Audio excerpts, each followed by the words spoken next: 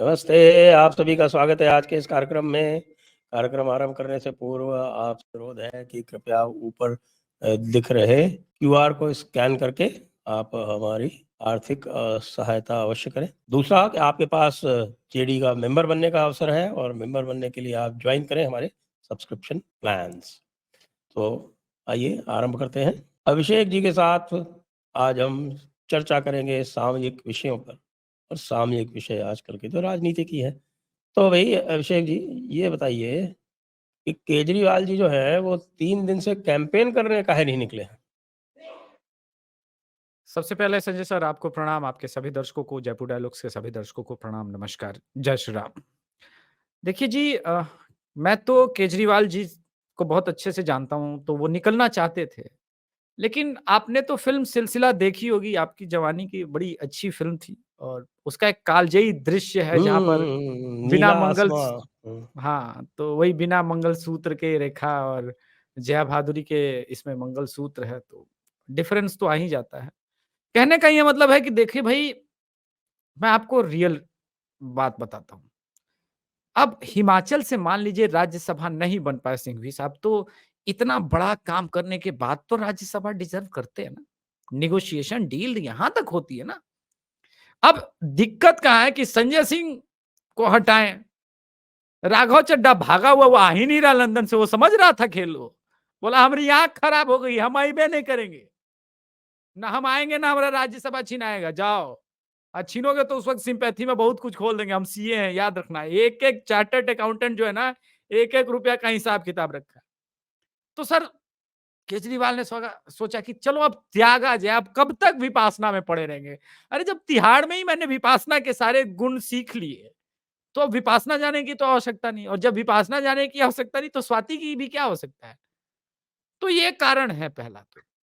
लेकिन एक फ़िल्म और आई थी जो लेटेस्ट अभी आई थी, उस फ़िल्म का नाम है तू झूठी मैं मक्कार। अब ये फ़िल्म अपने आप में और कालजयी है। केजरीवाल को लगता है कि वो गुरु घंटाल है, लेकिन जिसने अपने जो पिता का स्वर्गवास हो गया है, उसके ऊपर मोलेस्टेशन चार्ज लगा दिए, बोले कि मोलेस्टेस मुझे मोलेस्ट किया था। अब वो कित उससे हाई लेवल की है ना वो, और विपासना में आपको पता ही है, वो वाला भी हो सकता है कुछ-कुछ हो। जो एप्पल वाली फ़ोन में आप जानते हैं, अभी तक ईडी को वो दिया नहीं गया आईडी पासवर्ड, वो खोल नहीं पा रही है, अच्छे-अच्छे लोग। तो समस्याएँ हैं, गंभीर है। अब इसमें यही अब है कि भई 3 दिन से क्या करें, अब तो हो गया है दुर्घटना, और जिस प्रकार से उस उन्हें लगा था कि देखो भाई हमने ये योया के साथ भी तो किया, प्रशांत भूषण को भी तो बाउंसर लग बुलवा के कुटवा ही दिया। इतना बड़ा सुप्रीम कोर्ट का वकील जब कुछ नहीं करा पाए, तो स्वाति मालीवाल क्या ही कर सकती है। लेकिन वो भूल गए कि ये बहुत कुछ कर सकती है, और डेंट लग रहा है सो अलग।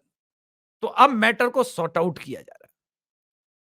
अब मैटर सॉर्ट आउट करने के लिए सोचिए, मुझे तो यहां तक खबर है कि गुरु घंटाल साहब ने संजय सिंह को बुला के डांटा, अबे 2 दिन से हम पीसी नहीं किए, 2 दिन से हम बाहर नहीं निकले, तुम इस खबर को सच बताने के लिए पीसी कर दिए, किससे पूछ के किए थे? हैं, तुम्हारा और स्वाति का क्या डील चल रहा है? हीरो मत बनो, ठीक है? दोनों का डील मैं बता देता हूँ क्या चल रहा है। जी, जी। दोनों ने आपस में तय कर लिया कि भैया ना तो तुम्हें राज्यसभा छोड़ना है, ना हमें राज्यसभा छोड़ना है। हुँ, और तो बड़ी इसलिए संजय सिंह ने जाके बिना पूछे ऑफिस में जाके पीसी कर दी। अब उनकी ऑफिस में एंट्री बैन हो गई, ऐसा भी बताया गया मुझे। हाँ, मैं वही बोल रहा हूँ कि क्लास तो लिया जा चुका है। लेकिन अब प्रॉब्लम ये है कि इसका सॉल्यूशन भी तो नियर बाय नहीं है। ये तो निकले थे प्रचार-प्रसार करने, चुनाव प्रचार-प्रसार, और 3 दिन से अलग किस्म का चुनाव प्रचार-प्रसार चल रहा है। इसमें अब एक और से देखिए, उनकी ये जो बेल दी गई थी वो उनको चुनाव प्रचार प्रसार करने के लिए दी गई थी। तो हाँ, यदि ये वो चुनाव प्रचार प्रसार नहीं करते हैं तो क्या ये बेल कैंसिल हो सकती है? नहीं, सुप्रीम कोर्ट में जाके तो अब तक पूछा भी जाना चाहिए कि 3 दिन से ये कर क्या रहे हैं? तो बताइए। इनको क्या हो गया है? मॉलेस्टेशन करवा रहे हैं। हैं? अच्छा, तो क्या सुप्रीम कोर्ट इसके ऊपर लेगी? उन्होंने तो कहा सीरियल ऑफेंडर नहीं है। अरे गजब बात करते हैं। सबको पता था पीएससी के मीटिंग में किस प्रकार से प्रशांत भूषण और शशि भूषण के साथ क्या हुआ, किस प्रकार से सलीम यानी योया को कुटवा दिया गया। ये फूला हुआ मुंह लेकर के बाहर निकले थे। वो तो कुमार से विश्वास सयाने आदमी थे, तो पहले ही निकल के बोला छोड़ो, इस हद तक जाने की जरूरत नहीं है। तो ये तो वो इनकी मेरे पीएचडी। बैचमेट जो थे चीफ सेक्रेटरी अंशु प्रकाश, उनके साथ भी यही किया था इसने। हाँ, बिल्कुल। तो ये तो सुप्रीम कोर्ट मुझे समझाए थोड़ा कि सीरियल ऑफेंस का फिर मतलब क्या दृष्टिकोण रहा है। खैर उन पे नहीं जाएँगे। तो क्या सुप्रीम कोर्ट ये निभाएगा दायित्व कि भाई देखो ये सब हमारी गलती है, हम नहीं करते तो ये सब नहीं होता। तुम वापस चलो जी तिहाड़, ऐसा तो नहीं होगा। एक और मुद्दा है। देखिए वो चाहते हैं कि 2 जून की रोटी उनकी तिहाड़ में ना टूटे। वो चाहते हैं आम आदमी इसीलिए तो होता है जी, थोड़ा-सा करप्शन कर लेगा जी, थोड़ा-सा विपासना में जी लेगा जी, थोड़ा-सा हँसी-ठिठोली कर लेगा जी, थोड़ा-सा पैसे-वैसे कमा लेगा जी, इसीलिए तो नेता बनते हैं जी। आप क्या चाहते हैं जी? मैं 2 जून की रोटी तिहाड़ में तोड़ूँ? इसीलिए तो सारी डीलिंग चल रही है जी। हम फिर कुछ तिकड़म लगाएँगे, एक बार राज्यसभा बन जाए हमारे आदमी, तो बड़े वकील हैं जी, अच्छी-अच्छी सेटिंग लग जाती है जी। आप संजय सर ये जो चाहते हैं वो ठीक बात नहीं है। केजरीवाल जी को भी जीने का अधिकार है जी। आपने देखा वो सौरभ एक प्ले करा रहा था जिसमें बोला तुम्हारी भारत माता की जय की ऐसी की तैसी, जिस प्रकार से हो रही थी। इनके पास से तो स्थिति ये थी कि जब से अमानतुल्लाह खान का सपोर्ट लिया इन्होंने भारत माता की जय बोलना तक छोड़ दिया था। ये अभी नया नौटंकी चालू हुआ है। ठीक है, कुल मिला के ड्रामे का सॉल्यूशन यही है कि सुप्रीम कोर्ट इन्हें वापस बुला ले और कहे तुम वापस तिहाड़ में रहो, वैसे भी चुनाव प्रचार-प्रसार कर नहीं रहे हो। वरना ये और लंबा खींचेगा और अब हम प्रचार-प्रसार की जगह कुछ और प्रसार होते हुए देखेंगे। ये तो मामला बड़ा गंभीर होता जा रहा है। पंजाब वाले जो हैं वो बहुत प्रसन्न हैं हमारे भगवंत मान जी कि चलो अच्छा हुआ, 3 दिन और टला। अब हाँ, 3 मेरे को दिन जो और। है वो कंडक्टर का रोल नहीं निभाना पड़ेगा, क्योंकि सही, उनको तो सही बात। कंडक्टर का रोल निभाना पड़ता है, पता है आपको? हाँ, वो तो हर जगह, हर जगह। देखिए, एक स ये इसके लिए जिस किसी ने भी सबसे पहले एनार्किस्ट कहा था, बहुत सही कहा था। इसने जितनी संविधान की धाराएँ तोड़ी है, कानून तोड़े हैं, उतने तो अच्छे-अच्छे वकील ना तोड़ पाया। मैं हमेशा कहता हूँ कि वो जो जिस प्रकार से इसने हरे पेड़ कटवाए 15, तो जैसे आप कहते हैं ना पहले उसने आई कहा, फिर एन कहा, फिर डी नहीं। कहा। हाँ, ये तो है। हाँ, तो उस इंडिया के टुकड़े-टुकड़े किए, तो इसने पेड़ बोला एक बार में 15 काटोगे तो ग्रीन ट्रिब्यूनल वाले केस कर देंगे। एक काम करो 15 मत काटना, एक बार में 6 काटना, एक बार में 5 काटना, एक बार में 4 काटना। पेड़ भी कट जाएँगे और किसी को कुछ पता भी नहीं चलेगा, क्योंकि हम तो सबसे अधिक होशियार हैं। तो यही बात है, अभी उस केस में भी देखिए कुछ हुआ नहीं है, लेकिन सब जानते हो ओपन एंड शट केस है। फिर भी लोग कह रहे हैं कि हमको फँसाया जा रहा है जी, हम तो बेगुनाह हैं जी, हम तो मासूम हैं जी। हम पंछी एक डाल के जो वो कहता है ना हम पंछी एक डाल के हम तो मासूम हैं जी। तो इस प्रकार की चीज़ें चल रही है। लेकिन वास्तव में ये आदमी क्राइम मास्टर गोगो है, जो कहता है इतनी दूर से आया हूँ कुछ तो लूट के जाऊँगा। लेकिन मेरे पास एक और भी समाचार आया है कि साहब कि वो स्वाति जय हिंद के ऊपर जब इतना अत्याचार हुआ तो उनके पूर्व पति वो भी मैदान में कूद पड़े और हाँ, वीडियो पे कूदना ही वीडियो बना रहे हैं। तलवार कूदना ही लेके नहीं कूदे, वीडियो लेके कूद गए। हाँ, वो तो कूदना ही चाहिए। ऐसे पूर्व पति आखिर ऐसे विपत्ति में काम नहीं आएगा तो कब आएगा? होना ही चाहिए पत तो। पति चाहे जैसा हो, पूर्व हो हाँ, या हाँ, वो तो दायित्व तो भूतपूर्व निभाना हो पड़ेगा। या अग्रिम हो। तब ये तो काम होना ही चाहिए। वैसे मुझे लगता है कि संजय ने पीसी करके बहुत आसान काम कर दिया, बहुत अच्छा किया कि लोगों को ये बता दिया कि जो बातें हैं वो खुल के उस पे चर्चा होनी चाहिए। लेकिन एक बात है सर, डिक्टेटरशिप इन सब पे बात होने वाले लोग आप देखिए सारे पत्रकार बोले ऐसा हुँ। कुछ हुआ है जैसे कि चुप बैठो, छोड़ो यार इग्नोर करो, इस पे तो बात ही नहीं करनी है। ऐसे कैसे हम महामहिम केजरीवाल के बारे में कुछ बोल दें? भाई करोड़ों करोड़ के ऐड मिलते हैं हमारे चैनल को, इस अब भाई मुद्दे पे नहीं आजकल बोला तो जाता। ऐड भी नहीं मिल रहे हैं, क्या करें? पता नहीं, ऐड की पता फाइल नहीं। जानी है एलजी के पास। वो भी सही है। तब कम से कम बोलना तो चाहिए।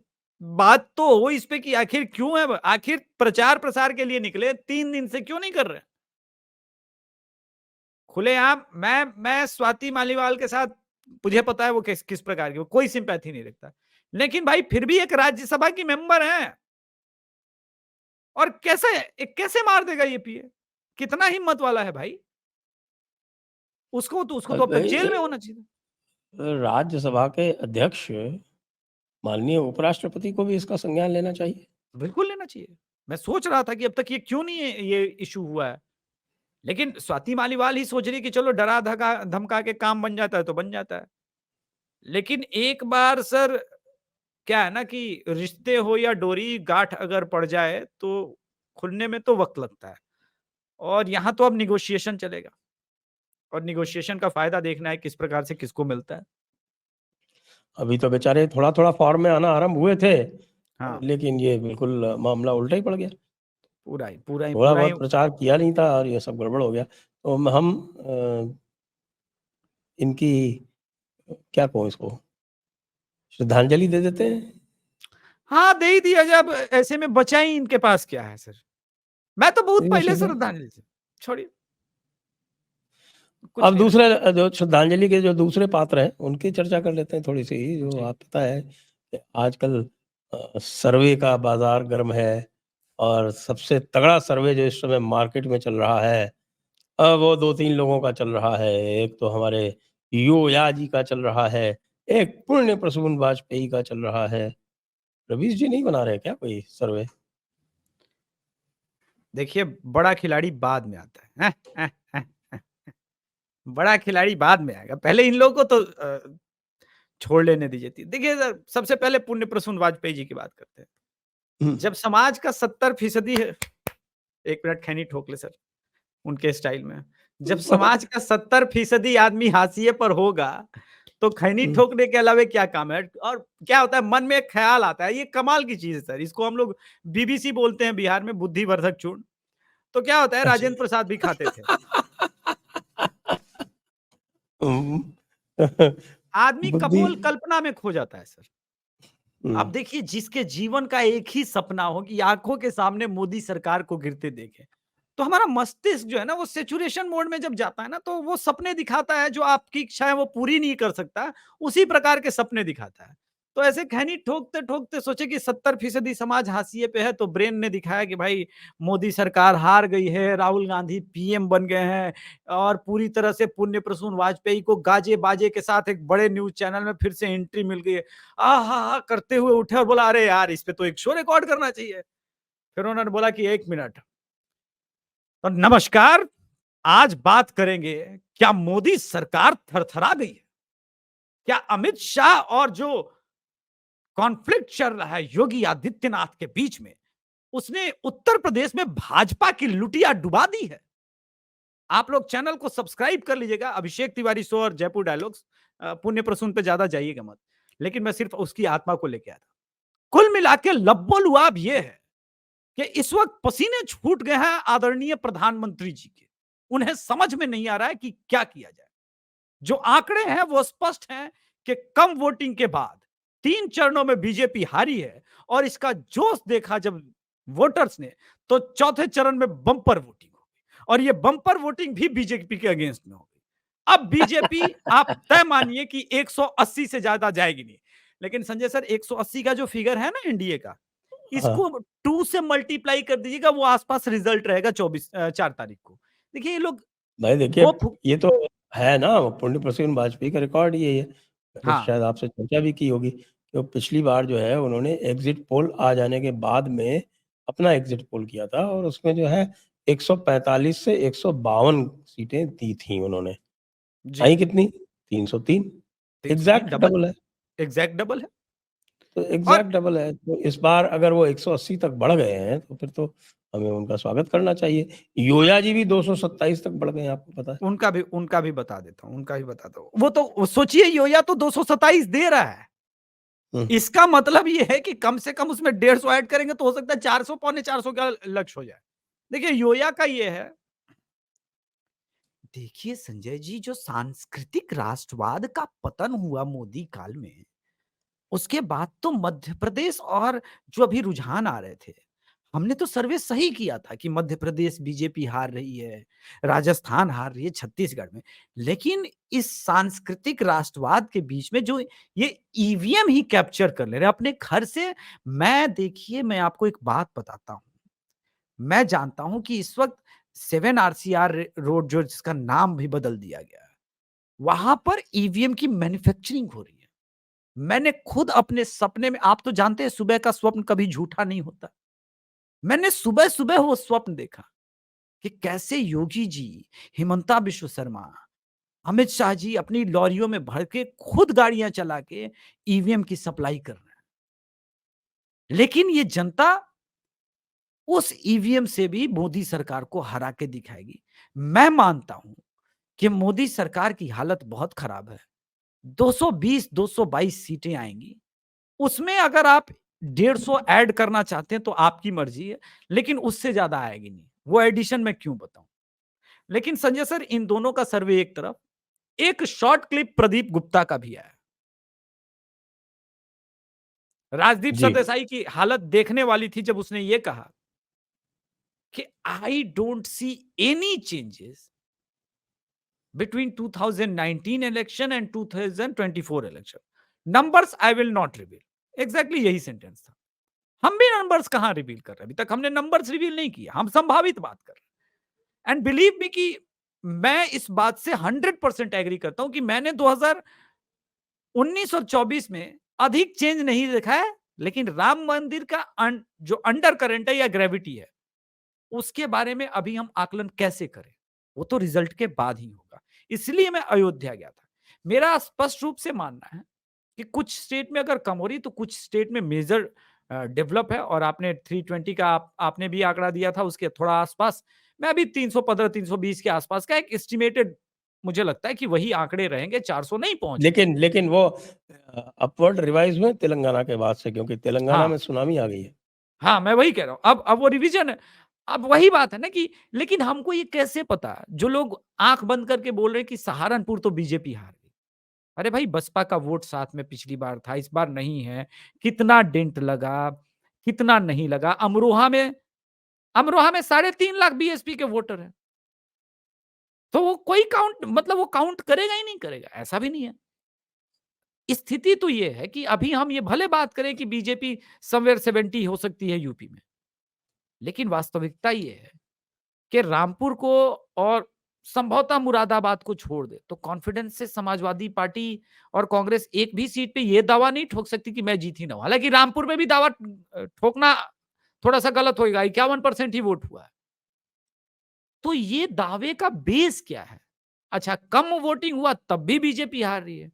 अब ज्यादा वोटिंग हो गई तो तीसरे और चौथे चरण में तब भी बीजेपी हार रही। तो सर, अब जब बीजेपी हार ही रही है तो 3 तारीख तक हम और आप उनके हार को एंजॉय करते हैं, 4 तारीख को जीत का एंजॉय करेंगे। आपको पता है ना कि योगेंद्र यादव का जो भी इंटरव्यू हुआ सत्य हिंदी पे, वो आशुतोष ने नहीं किया, हाँ, जिससे उसके ऊपर बाद में ब्लेम नहीं आया। नहीं देखिए क्या है कि कितना ब्लेम ले बेचारा आशुतोष। यूपी चुनाव से सत्य हिंदी वाले अपने ऊपर ब्लेम ले रहे हैं, उसी के आसपास वो चैनल शुरू हुआ था। और पिछले 2 साल में जितने चुनाव हुए, सारे चुनाव बीजेपी हारी है। अब इसी में कर्नाटक जीत गई तो सत्य हिंदी वाले कहने लगे ये एक तो हमारा चलो सही हुआ भाई, एक तो सही हुआ, मानोगे आप। लेकिन जो बड़े चुनाव होते हैं जैसे मध्य प्रदेश, आप आकलन करना एक बात, एक समझ में आना कि चलो मिनिमम यहां तक जा रही है। लेकिन आप कह रहे हैं कि बीजेपी 80 सीट जीत रही है और बीजेपी 160 जीत रही है, तब ये कौन सी सेफोलॉजी है? मैं आपको कम से सेफोलॉजी थोड़ी सी बता भी देता हूँ। कुछ दर्शकों जी। ने जिन्होंने नहीं सुनी होगी, बस उस सेफोलॉजी की जो हाइलाइट्स है वो बता देता हूँ आपको कि बिहार में बीजेपी 10 सीट जीतेगी, हम्म। और आपकी दिल्ली में 3 सीट जीतेगी, अच्छा, छत्तीसगढ़ में 7 जीतेगी, गुजरात में 20 ही जीतेगी। 2 जीतती भाई, 2 ही दे दो जब देना है अपनी मर्जी से तो। तो हरियाणा में 6 ही जीतेगी, अच्छा, झारखंड में भी केवल 6 जीतेगी। झारखंड में भी 6? अरे चमत्कार, हाँ, ठीक है। कर्नाटका में 17 जीतेगी, हम्म। केरला में और तमिलनाडु में 1 भी नहीं जीतेगी। मध्य प्रदेश में पता नहीं 26 कैसे दे दी, आश्चर्य। अच्छा, और मतलब ये मध्य प्रदेश में आश्चर्य, 26 जीतेगी और गुजरात में 20 जीतेगी। हाँ, ठीक। ये है। और महाराष्ट्र में 10 जीतेगी बीजेपी, अच्छा। 28 में लड़ रही है, 28 में से 10 ही जीतेगी। और उसके बाद आपको हाइलाइट बताऊं, उड़ीसा में तो उन्होंने पिछली बार से ज़्यादा दी है, कह रहे 9 जीतेगी। हम्म। वो अलग बात है कि वहाँ आंकड़ा 15 तक पहुँच रहा है। फिर राजस्थान में राजस्थान में भी उन्होंने बड़ा कंसेशन दे दिया कि 20 जीतेगी। मेरे हिसाब अच्छा। से तो राजस्थान में उनको 5 का ही आंकड़ा देना चाहिए था। हाँ, फिर मेरे हिसाब से तेलंगाना में 5 का उन्होंने फिगर दिया है। कंसेशन दिया तेलंगाना है। में चुनाव नहीं हुए थे। उत्तर प्रदेश में 50 जीतेगी केवल। 5 दे देते भाई। हम और आप ऑब्जेक्शन तो कर नहीं सकते थे इस आंकड़े पे भी। अब 5 भी देते तो सर माथे पर। लेकिन मैं ये कहता हूं 50 सीट जीतेगी तो आप ये बताओ कि कांग्रेस और समाजवादी पार्टी वो 30 सीट उत्तर प्रदेश में कौन कौन सी जीतेगी। मैं इस पे बहस नहीं कर रहा हूं, मैं मान ले रहा हूं 50 सीट जीतेगी। हुँ, आपको बताना होगा ना कि वो 30 सीट कौन सी जीतेगी। अमेठी जीतेगी? नहीं, बनारस जीतेगी? कानपुर जीतेगी? कानपुर शहर जीतेगी वो? अरे सर, अब मैं क्या ही बोलूं। स्थिति तो यह है कि मैनपुरी और कन्नौज फंसी हुई है इनकी, और एग्ज़ैक्टली। दावे जीतने के कानपुर के। फँसी हुई हैं, अब बिल्कुल पक्की फँसी हुई हैं। मतलब अपना गढ़ सुरक्षित नहीं, और दावे देखिए कि हम कानपुर जीत लेंगे, बनारस जीत लेंगे। कल को बोलेंगे उत्तर प्रदेश में जाकर के कि हम गाजियाबाद जीतेंगे, नोएडा जीतेंगे। तो सर इस बदमाशी का मैं क्या ही जवाब दूं। देखिए ये सब सर्वे नहीं है, ये कपोल, मैंने कहा ना कि डे ड्रीमिंग कपोल कल्पना है, और मस्तिष्क हमारे साथ ऐसा करता है। आप पूछिएगा कई गरीबों से जब मिलेंगे कि तुम्हारे सबसे अच्छे सपने क्या है, तो सर मैं रात को सोता हूं तो मेरे पास, मैं देखता हूं कि मुझे सड़क पर लाखों रुपए पड़े हुए मिल गए। क्योंकि ये लोग कर्म तो करते नहीं। तो जब आप कर्म नहीं करेंगे तो आपके ड्रीम ऐसे ही होंगे कि मैंने एक दिन ड्रीम 11 में सट्टा लगाया, और मेरे साथ मैंने कोहली को कप्तान बनाया था, रोहित को वाइस कैप्टन बनाया था, सारा मेरा प्लेयर लग गया, 1 करोड़ रुपए जीत गया। इसी प्रकार के ये काम करेंगे। जबकि परिश्रम करने वाला आदमी कभी ये सब काम नहीं करेगा। वो जानता है कि भाई इस प्रकार के सट्टेबाजी में फंसने से ज्यादा अच्छा है कि वो 59 रुपए भी कहीं अच्छे, एक अच्छा 59 रुपए में भी ठीक ठाक स्टॉक मिल जाएगा। उसमें भी अगर लगाओगे, रोज 59 रुपए का एक शेयर खरीदोगे, मैं लिख के देता हूं, कई दर्शक जयपुर डायलॉग्स के इन्वेस्ट करते होंगे, आप 5 साल में बहुत अच्छा इन्वेस्टमेंट का रिटर्न ले लोगे। मैंने किया है लाइफ में। पंजाब नेशनल बैंक का एक शेयर हुआ करता है सरकारी, और संजय सर 29 रुपए कोविड के समय वो जा चुका था, हुँ, और मैंने जीवन काल में हर महीने में 200 का शेयर लेता रहा 1.5 साल तक सर। और 1.5 साल तक वो शेयर मुझे परेशान करता रहा। लेकिन मुझे पता था कि सरकारी बैंकिंग की प्रणाली में जो परिवर्तन नरेंद्र मोदी लेके आ रहे हैं, जिस दिन बूम करेगा पंजाब नेशनल बैंक, वो 100 के पार होगा सर। ये डे ड्रीमिंग नहीं थी, ये कैलकुलेशन था। और आज पीएनबी की स्थिति लोग देख लें। तो आदमी परिश्रम से जीत सकता है, लेकिन डे ड्रीमिंग का तो कोई ये नहीं है। परिश्रम की अब बात कर लेते हैं। पिछले 1 महीने में राहुल गांधी ने कितनी सभाएं की हैं, और नरेंद्र मोदी जी की रोज की कितनी सभाएं, गिन लीजिए। मुझे लगता है कि राहुल गांधी ने मुश्किल से 10 सभाएं की होंगी, और रोज की 3 से 4 रैलियां नरेंद्र मोदी जी की है। अखिलेश यादव ने अभी तक पूरे उत्तर प्रदेश में पहले मैनपुरी पे टिके रहे, फिर कन्नौज पे टिके रहे, आधा यूपी का अब तक चुनाव हो चुका। यह वास्तविकता है। और आप 30 सीट जीतेंगे। 4 तारीख को हम भी रहेंगे, जयपुर डायलॉग्स भी रहेगा, पूरा देश रहेगा, हम सब एंजॉय कर रहे होंगे हमारे दर्शकों के साथ। लेकिन एक दिक्कत है, ये लोग पूरा महीना हमें देखेंगे, लेकिन 4 तारीख को ये ट्रोलिंग करने के लिए सत्य हिंदी वालों के चैनल पे चले जाएंगे। शिकायत है भाई, परिश्रम हम करें तो हमारी ट्रोलिंग भी सुनिए। ये तो खबर आई है कि साहब की ये जो अ, आप देख रहे हैं कि इतनी हाई व्यूज़ आ रही हैं, वो इसलिए है कि उनके तो व्यूअर जाते हैं उनको देखने, और हमारे लोग जो हैं हाँ, वो एंटरटेनमेंट के लिए जाते हैं, कि देखिए कैसी मज़ेदार बातें कर हाँ, रहे हैं लोग। सही बात। एंटरटेनमेंट के तो लिए जाते हैं हमारे दर्शक। ये भी एक समस्या है। और राहुल गांधी ने तो डिक्लेयर ही कर दिया, और आपने देखा हमारे श्री अखिलेश जी ने भी कह दिया कि 140 करोड़ लोग जो हैं, वो केवल एक ही एक सब जो वोट देंगे, तो पर 140 जो है वो 140 वो मिलेंगे। लेकिन मैं उनसे ये पूछना चाहता हूँ कि भाई इनमें 20 करोड़ तो आपके विशेष लोग हैं, तो सही बात। विशेष लोग तो वोट देते ही नहीं, तो 120 और हमारा एक आदमी जो है वो कम से कम 3 के बराबर तो है ही, तो हाँ, है 360 ही। क्यों नहीं? होन अब लॉ सर ये ऑस्ट्रेल देखिए अब दिक्कत ये है कि सर आप कितने भी पढ़े लिखे हों, मैं कितना भी बढ़िया इंजीनियरिंग कर गया हूँ, लेकिन हमने ऑस्ट्रेलिया से तो पढ़ाई की नहीं है। हम लोगों का ज्ञान अब हम राहुल गांधी के ज्ञान के बराबर तो नहीं पहुँच सकते।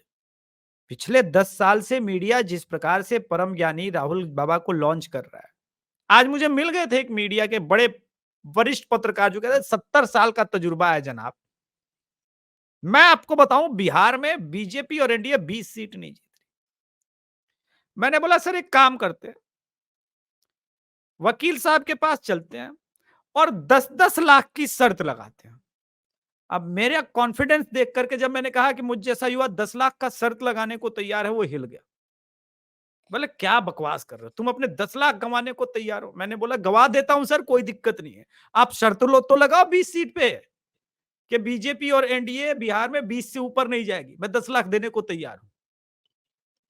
फिर उन्होंने कालजयी बात बोली, आजकल के युवा वरिष्ठ पत्रकारों का सम्मान करना भूल गए। मैंने बोला thank you so much sir, कोई बात नहीं। आप जैसा वरिष्ठ पत्रकार जो पिछले 70 साल से पत्रकारिता का दावा कर रहा है कि हम इतने वरिष्ठ हैं, इतने सालों से कर रहे हैं, लेकिन वो चश्मा ही नहीं उतारना चाहता कि सोशल मीडिया की क्रांति के बाद क्या बदलाव हुआ है। अब इसका कोई सॉल्यूशन नहीं है सर। जी, तो अब थोड़ा चलते हैं 5वें फ़ेज़ की ओर, जी। और 5वें फ़ेज़ में सबसे कम सीटें, हुँ, और 5वें फ़ेज़ की एक विशेषता ये है कि 5वें फ़ेज़ में कोई भी पूरी स्टेट चुनाव में नहीं जा रही है। जी। इसमें जो भी स्टेट्स जा रही हैं वो पार्शियल जा रही हैं, जैसे सबसे अधिक 14 सीटें जो हैं वो उत्तर प्रदेश की हैं, फिर 13 सीटें महाराष्ट्र की हैं, हुँ, और उसके बाद एमपी की खत्म हो चुकी हैं, वहाँ पे एमपी में चुनाव। हुँ। फिर 5 उड़ीसा की हैं, 3 झारखंड की हैं, 7 पश्चिम बंगाल की हैं, 5 अच्छा। बिहार की हैं। ये कुल मिला के ये हो जाती हैं 49 सीटें। तो अब इन 49 सीटों में आप क्या स्थिति देखते हैं? देखिए, बिहार में सबसे पहले बता देता हूँ सीतामढ़ी, मधुबनी, मुज़फ्फरपुर, सारण, हाजीपुर ये पाँचों स्ट्रॉन्ग ज़ोन हैं और सारण ही वो है जिसको लेकर के रोहिणी बहुत परिश्रम भी कर रही है। लेकिन सारण सर बहुत तेज़ी से हालात जो बदला है, वो 14% का मार्जिन था पिछली बार वोट का। और वो एक बार वोट हो जाए तो पता चल जाएगा कितना परसेंट, जितना वोट कम होगा उतना राजीव प्रताप रूढ़ी के लिए यहाँ पर समस्या होगी। क्योंकि वो क्षत्रिय वोट पर ही उनका दारोमदार है। राजपूत समाज के वोट पे दारोमदार है। तो देखना पड़ेगा बाकी 4 में तो मुझे कोई डाउट नज़र नहीं आ रहा है। इसके अलावे महाराष्ट्र में नॉर्थ वेस्ट मुंबई है, इसके बाद नॉर्थ 6 सीटें तो आपके मुंबई बीएमसी हुँ, एरियाज़ की बीएमसी बीएमसी एरिया एरिया की हैं, हुँ, और 4 सीट जो है वो बॉम्बे के जो सबर्ब्स हैं हाँ, आपके, यानी कि ठाणे, कल्याण, पालघर हाँ, और भिवांडी, हुँ, और 3 और सीटें हैं नासिक, डिंडोरी और धुले।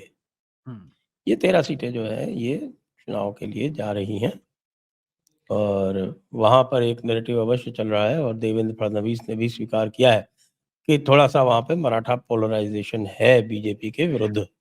बिल्कुल, बिल्कुल, बिल्कुल है। मैं वो ये जी, बात कह रहा था जी। कि मराठा पोलराइज़ेशन उस एरिया में हुआ है। किंतु एक जो भारी भ्रम की स्थिति है ना, लोग शरद पवार के बहाने भी घड़ी को देके जा रहा है।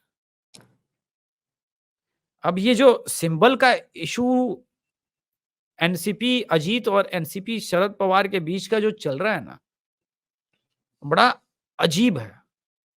राज ठाकरे साहब भी एक रैली में थे, वो भी कन्फ्यूज़ हो गए। बोले क्या चल रहा है? हालाँकि अच्छा खासा परिश्रम किया राज ठाकरे ने मुंबई के आसपास की सभी सीटों पर। अब वो देखना है कि कितना एडवांटेज दिला पाते हैं। इसके बारे में तो सर हम एक बार मुंबई के जो 2-3 एक्सपर्ट हैं महाराष्ट्र के, उनसे बात करने के बाद ही जो वोटिंग हो जाए या ट्रेंड्स जब आने लगेंगे 4 बजे के बाद तो एक्सप्लेन कर पाऊँगा। लेकिन मेरा ये मानना है मोटा-मोटी कि महाराष्ट्र में बीजेपी की अपनी सीटों का नुकसान ऑलमोस्ट ना के बराबर है। वो होगा, वही होगा और पूरे महाराष्ट्र में भी एनडीए का नंबर 38-40 के आसपास रहेगा सर। जी। जी, तो आप झारखंड में क्या देखते हैं आप? झारखंड में हमारे कोडरमा, चतरा, हजारीबाग ये 3 सीटें जा रही हैं। स्वीप है सर, ये तीनों तो पहले से भी बीजेपी की स्ट्रॉन्ग होल्ड रही है, ऐसा कुछ नहीं है। इसमें कुछ नहीं है, हजारीबाग भी जीतेगी, चतरा भी जीतेगी, कोडरमा तो जीतेगी, जीतेगी। जी, और पश्चिम बंगाल की 7 सीटें जो इस बार जा रही जी। हैं चुनाव में, वो महत्वपूर्ण हैं। बंगाल में जो है हुगली है, आरामबाग है, हाँ, ये जो श्रीरामपुर है। सीटें हाँ, हुँ, ये वाला जो क्षेत्र है, ये इस बार अ, पोटेंशियल है। हाँ, पोटेंशियल है। अब लेकिन यही है कि बैरकपुर थोड़ा-सा मुझे हमेशा लगता है कि पता नहीं क्या होगा क्या होगा? वो अब वोटिंग ट्रेंड्स और इन पे होगा। भरतपुर में अ, तो अर्जुन सिंह वापस आ गए ना? हाँ, आ तो गए हैं, लेकिन अब आना वापस और कन्वर्ट करा देना, दोनों अलग-अलग चीज़ें हैं ना, वही बात है। हावड़ा थोड़ा-सा हावड़ा मुझे तो लग ना रहा है जीतेगी। वही है कि हावड़ा थोड़ा-सा ये है कि हावड़ा इनके बस का है नहीं हावड़ा नहीं बस और का है। हाँ, वो इनके बस का नहीं है। वो डेमोग्राफी भी साथ में नहीं है ना, वो मुश्किल हो जाता है, हावड़ा लेकिन वाले सीट। आरामबाग इस बार ये जीत जाएँगे, पिछली बार बहुत कम मार्जिन से हारे थे। हाँ, आरामबाग अब यही बात है ना कि सर कम मार्जिन से जीते थे तो वोटिंग देखना पड़ेगा। उस दिन रात को एनालिसिस करना पड़ेगा कि कितना कैसे हुआ है। कह देना नहीं, पूरे पूरे पूरे बंगाल में एक पॉजिटिव स्विंग है उनकी तरफ, तो आरामबाग 2000 से ही तो हारे थे बीजेपी वाले। हाँ, बिल्कुल, मैं कब कह रहा हूँ। मैं ये कह रहा हूँ कि जिस दिन बंगाल में 42% बीजेपी हो जाएगी और 42% टीएमसी हो जाएगी, ये वोट शेयर आ जाएगा, तो बीजेपी 30 चली जाएगी और लगभग 12 के आसपास रुक जाएगी। अब दर्शक ये सोचेंगे कि भाई वोट शेयर बराबर-बराबर है और अभिषेक तिवारी भांग तो नहीं खा लिए, क्यों? तो मैं बताऊँ सर कि बीजेपी का जहाँ पर है वो एक साथ है और ये टीएमसी का स्प्रेड है। तो इस वजह से आपको समझना पड़ेगा क्योंकि मुसलमान तो बंगाल में हर जगह है और वो स्प्रेड वोटिंग जहाँ भी कर रहा है वो तो एकदम कर रहा है। तो ये सिचुएशन है बंगाल को लेकर के। उड़ीसा पर तो कल मैंने स्पेशली एक उड़ीसा को के पत्रकार को बुला करके पार्थ सारथी जी को बुलाया था और हर सीट पर हुँ, चर्चा की थी। तो मेरे हिसाब से उड़ीसा तो फ़ेवरेबल कंडीशन में है। सुंदरगढ़ फिर सुंदरगढ़, बारगढ़, बारगढ़ केवंझार, कंधमाल हाँ, हाँ। और अस्का। हाँ, हर जगह पे बीजेपी का परफ़ॉर्मेंस अच्छा रहने वाला है। अब इनफैक्ट ओडिशा में वो एक चीज़ मैसेज क्लियर है कि बम्पर वोटिंग हो रही है और बम्पर वोटिंग 35 साल के सरकार को बचाने के लिए नहीं होती। ये एक मेरा मोटा-मोटी मानना है। योगेंद्र यादव का हो सकता है कि वो वहाँ भी बीजेपी विरोधी लहर हो इसलिए पुनः बचाना चाहते हों। तो वो उस पे नहीं जाऊँगा लेकिन ओडिशा इस वक़्त एक निर्णायक भूमिका निभाने वाला है इस लोकसभा चुनाव में, मुझे ऐसा लग रहा है। हाँ, 75.68% वोटिंग हुई है इन 4 सीटों में, जो कि पिछली बार जो था वो 74.3 था। तो पिछली बार कई से कई जगह लगभग अभी और डेढ़ अपडेट होना परसेंट है सर। अपग्रेड भी होना है, प्लस आप ज जहाँ-जहाँ जो भी फिगर है उसमें आप आधे से 1% जो पोस्टल बैलेट है वो भी ऐड कर लें। हाँ। वो भी महत्वपूर्ण है। हुँ। और इस बार अपडेट करने में देर इसलिए भी हो रही है क्योंकि सीनियर सिटीज़न्स की जो पोलिंग हो रही है वो उनके घर पे हो रही है। जी। वहाँ जाके ये लोग पोलिंग कराते हैं और उसके बाद फिर वो लेके आते हैं। वो वो भी पेपर बैलेट होता है। हुँ। तो ये सारी चीज़ें देखते हुए इस बार हर जगह 1% एक्स्ट्रा आप और ऐड करें, जी। जो भी पोलिंग हो रही है। तो ये तो आपके सारे के सारे जो हैं वो ऐसा दिख रहा है कि इसमें तो शायद ही इक्का-दुक्का सीट कोई हमारी इंडी अलायंस ले पावे। कम से कम यूपी का तो दिख रहा है कि इसमें तो अब अब इसमें नहीं इसमें हो जो है जाएगा। वो मेन बात वहीं आके रुक जाती है कि भई रायबरेली अमेठी में क्या होगा?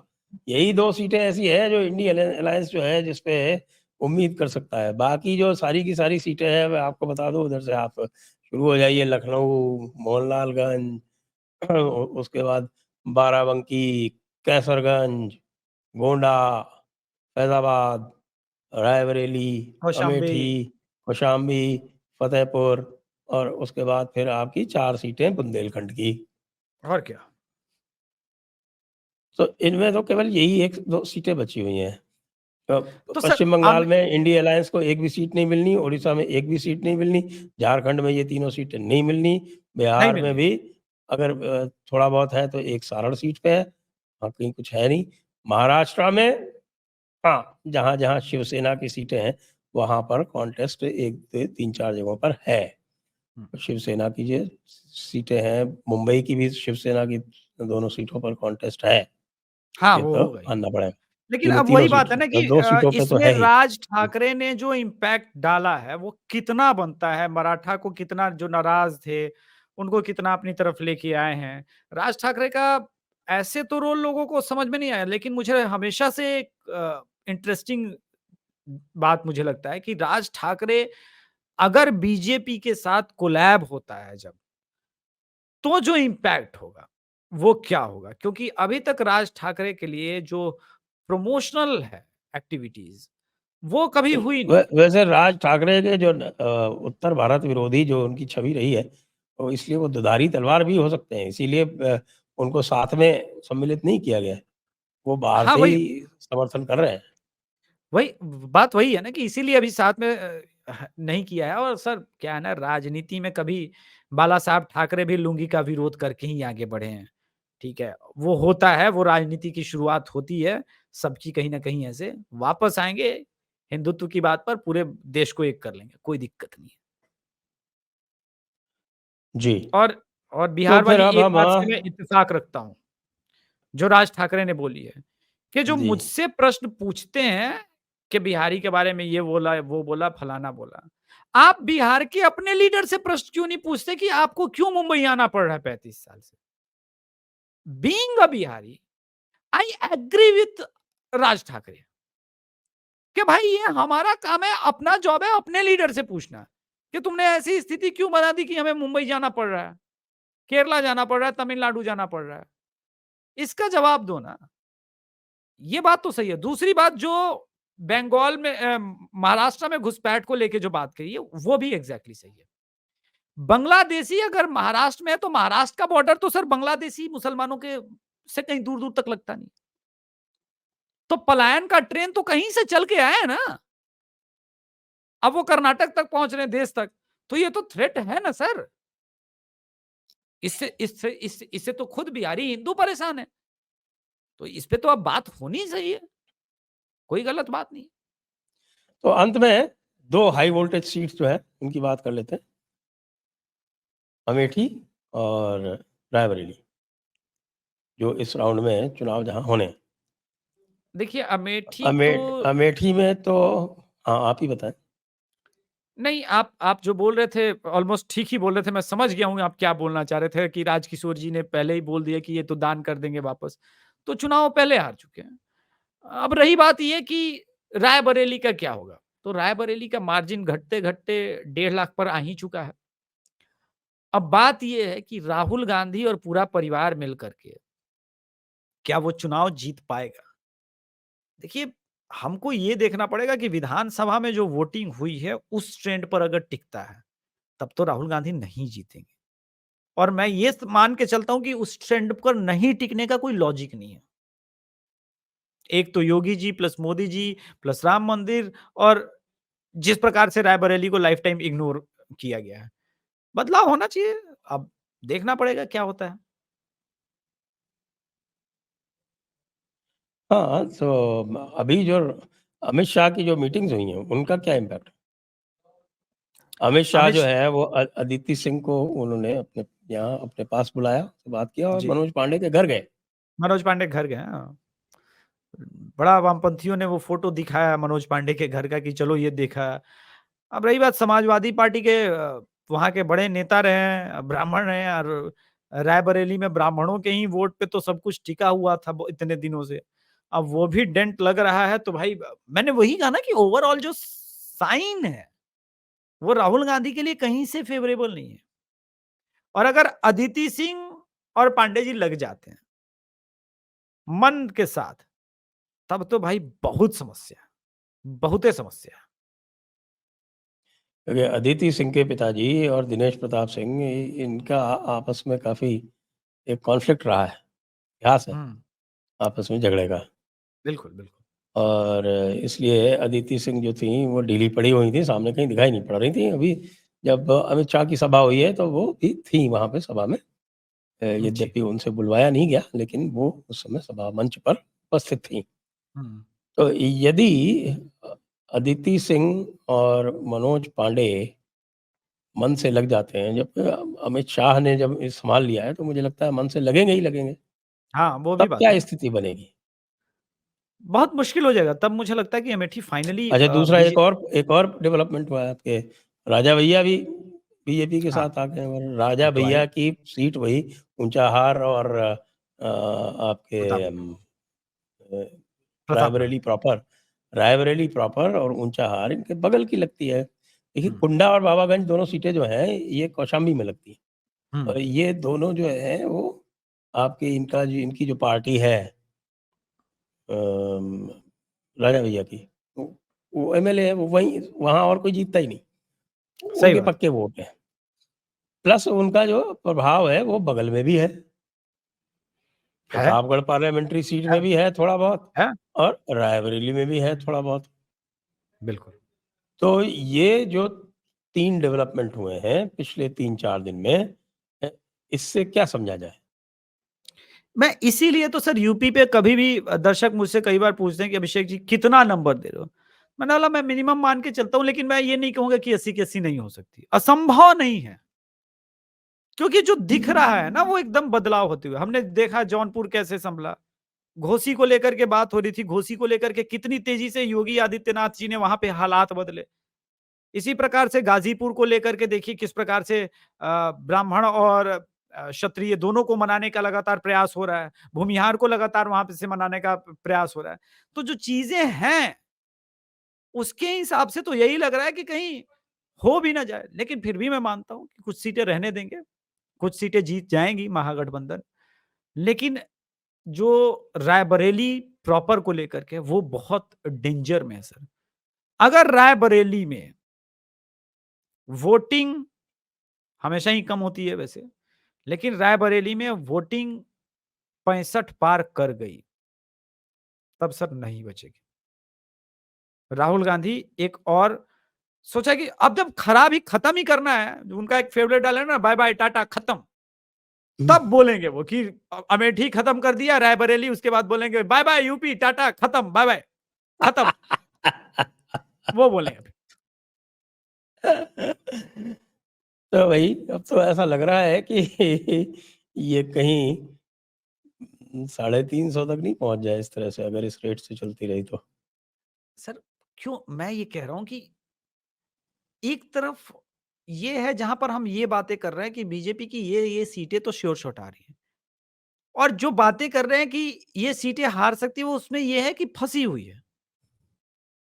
क्योंकि कोई एक कॉन्फिडेंस से उठ के मुझे अब तक नहीं बोला है, वहां मुरादाबाद के लोकल 10 पत्रकारों से मैंने बात की है। कोई हम्म। उठ के कॉन्फिडेंटली ये नहीं बोल रहा है कि भाई बीजेपी हार गई है, बोला भाई फाइट है।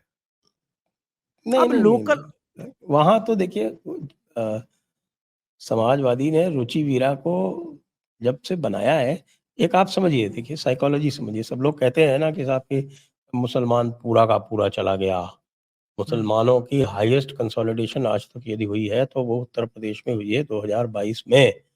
फिर भी बिल्कुल 9% ने नहीं दिया उनको वोट। बिल्कुल। क्यों नहीं दिया?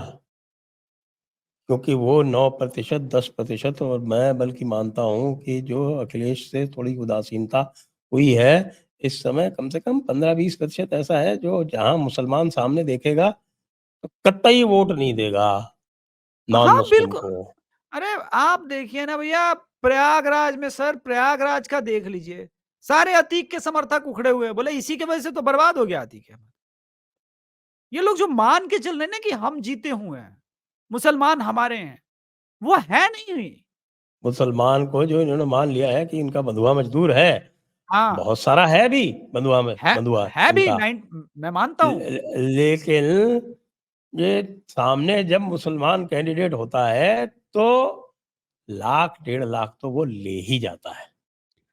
सर एक उदाहरण सीधे-सीधे सिवान सीट का दे देता हूँ ना। आप भी हम्म। यही हैं, मैं भी यही हूँ।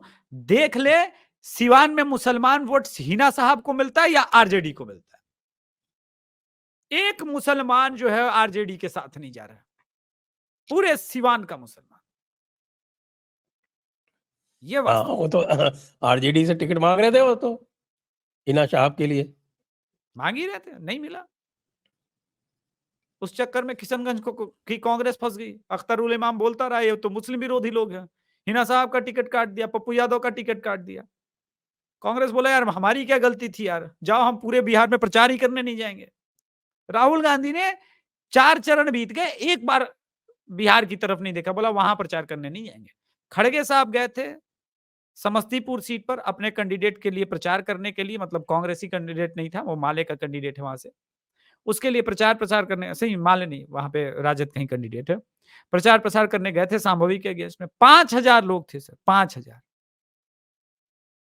ज्यादा ये नहीं है? स्थिति मेरे हिसाब से ज्यादा है, लेकिन अब ठीक है। चलिए, आज की चर्चा को अब यहीं पर विराम देते हैं। इस समय जो है वो राजनीति बहुत ही रुचिकर होती जा रही है, और अभी आप देखिएगा, अभी जब हरियाणा पंजाब आएगा ना तो और भी रुचिकर हो जाएगी। वहाँ तो कुछ और ही खेल हो रहे हैं, अलग ही लेवल के। बिल्कुल, बिल्कुल। तो आप सभी दर्शकों का बहुत-बहुत धन्यवाद। अभिषेक जी का बहुत-बहुत धन्यवाद। जय हिंद, जय भारत, वंदे मातरम। धन्यवाद सर। जय श्री राम, हर हर महादेव।